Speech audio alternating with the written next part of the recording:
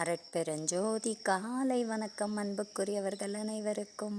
குண்டு புழுங்கரிசி இட்லிக்கு போடுவது எடுத்துக்கொள்ளுங்கள்.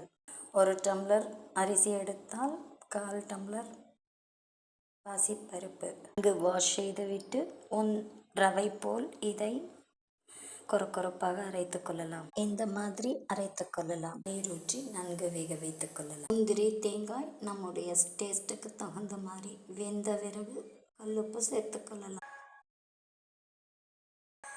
அரட்பெருஞ்சோதி அரட்பெருஞ்சோதி தனிப்பெருங்கருணை அரட்பெருஞ்சோதி. வேக வைத்துக் கொள்ளலாம்.